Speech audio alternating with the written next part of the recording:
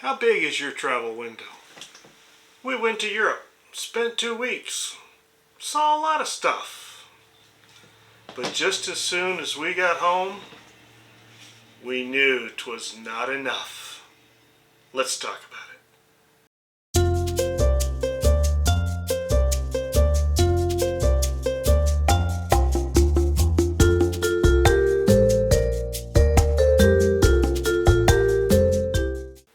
Welcome back to My Travel Window, where our goal is to help you travel long, travel well, and enjoy it more.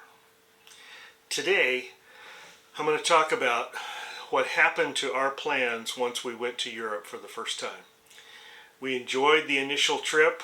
As you saw from our last video, we chose things that were meaningful for us and that would cross off bucket list items. It was a great trip. But we got home and knew immediately that we needed to go back. So we set about planning to maximize how much of Europe that we could see within a certain span of time. So what I'm going to do today is I'm going to pull up a map and show you how we went about the planning process. We decided that we were going to see how much of Europe we could see in 5 trips. So here were the criteria that we set out. 1, as much as possible, we didn't want the trips to duplicate each other. 2, we wanted the trips to be of manageable length, generally somewhere between 10 and 20 days, because that's what I thought we could travel in at the time. 3, we wanted to spread out as much as we could and cover as much of the geography as possible. And 4, we wanted to hit the things that were most important to us first. Let's get into it. So if you saw our previous video, you're aware of the trip that we took to begin our European adventure. What I've done is I've pulled up a map here of Europe, and I put on the map in the red stars represent the 4 major tourist cities of Europe. These are the cities that have the most visitors in any given year. In fact, it's a fairly significant drop-off from the 4th one of these to the 5th one.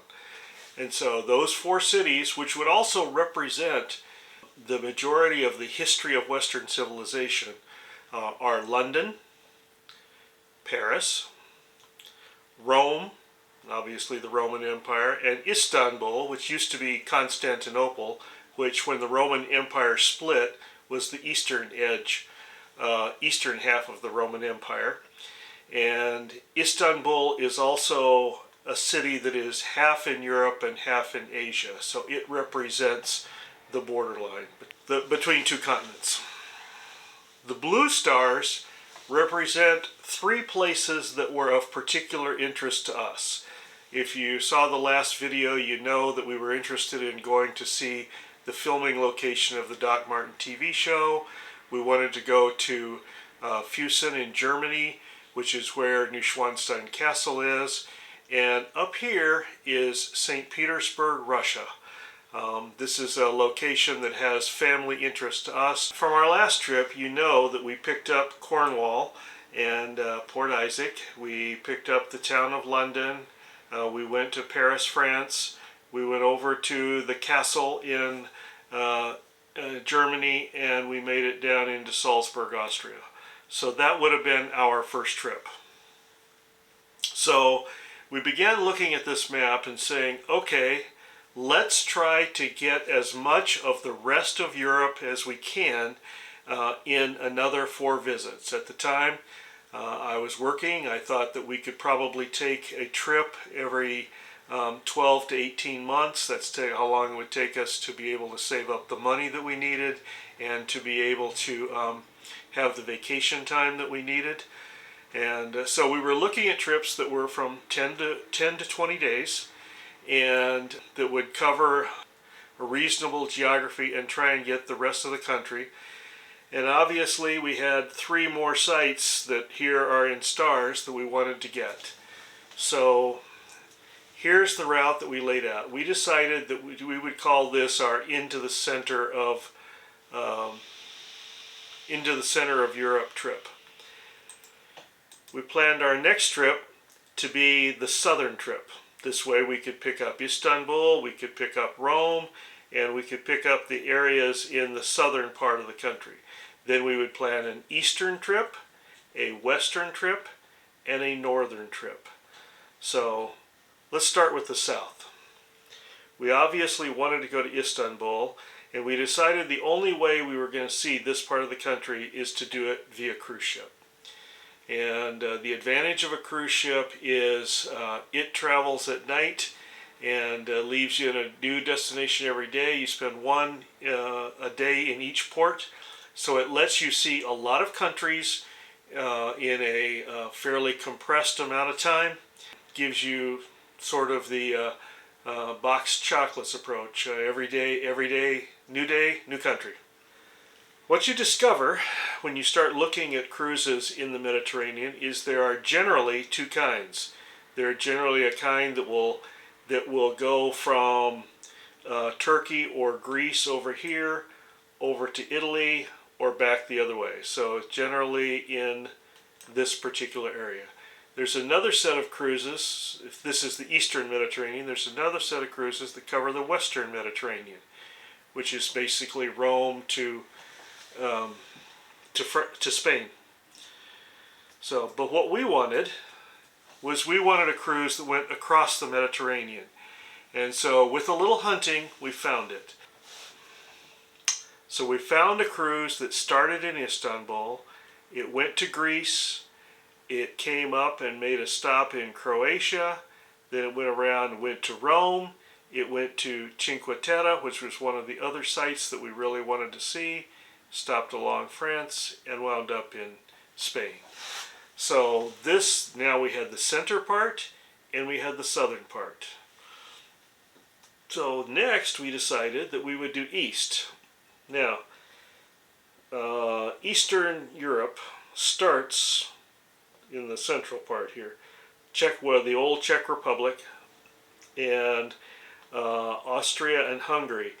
And it turns out there is a trip that many people offer that we created on our own, but that is easily done, that's sometimes called the Eastern Capitals. It's Prague, the capital of Czechoslovakia, Vienna, the capital of Austria, and Budapest, the capital of Hungary. And that trip we did in 10 days. So this became the eastern portion of our trip. Then we decided to do the western portion of the trip. And for that, again, we took a cruise. We wanted to be able to go to Ireland. We wanted to be able to go to Scotland. We wanted to, if possible, make a stop at Normandy in France. And so we found a cruise that did exactly that. And it sailed around like this. It made stops in Ireland. It made stops in Northern Ireland. It went around the northern end of the island, made stops in Edinburgh, came around, stopped in Normandy, and came back to London. So now you have trip 1, 2, 3, 4. What's left is the northern part. So again, it is possible to do this in a land trip, but it would be much more difficult. And in fact, there are cruises that regularly cruise the Baltic, and the area around the Baltic, you can do anywhere from 7 to 14-day cruises that would cover pretty much any itinerary that you want. We have done these other 3 itineraries, so the only one that we have remaining is the one that's going to get St. Petersburg. And we've chosen one that starts in Sweden, goes to Finland, goes to St. Petersburg, stops in Estonia, stops in Lithuania, stops in Poland, stops and goes into Berlin, and ends up in Copenhagen. So that became our 5 trips to Europe. Let me stop at this point. Before I go into more detail, let me stop and offer you the chance to subscribe or hit the like button. We don't get any direct financial remuneration from you doing that. It tells YouTube that there are people out there who like our videos, and it makes them easier to find in the search features of YouTube. So we'd really appreciate it if you do that. And it's also gratifying to know that people are interested. I encourage you to do what we did. Make a plan.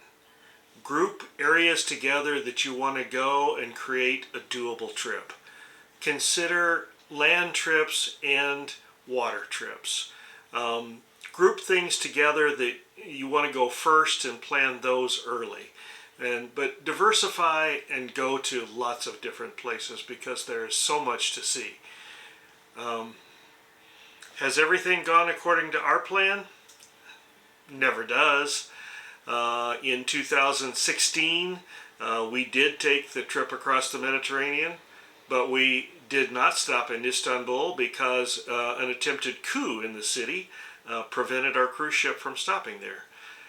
We've tried twice since then to make it to Istanbul, have not been able to do so. In 2018, I retired, and that changed the timing of some of our trips and the duration of some of our trips. In 2018, we also had some medical issues within our family that prevented us from European travel altogether. And by the time we're ready to go again in 2020, COVID came along, and suddenly there was no travel. In 2021, we actually did go to Europe on a trip that is not among this group. We took advantage of what was available to us at that time. So here we are in 2022, 7 months from now. We have scheduled to finish the last of these 5 trips. And we'll document all the other trips and that trip when it comes. And when we get there, then we'll have to look and see, it may be time to expand our window again. I'm going to close with the story behind this picture. In 1958, a giant white pelican was wounded by a fisherman on the island of Mykonos. Nursed back to life by the townspeople, Petros became the town mascot, and even the subject of a lawsuit when another village tried to claim him. When he ultimately died, 3 different pelicans were donated to the town by different people, among them Jackie Onassis. They now roam the streets of the town, watched over by the locals. The white pelican has become the symbol of the island of Mykonos. When you see the sight, you will not forget it. Happy travels.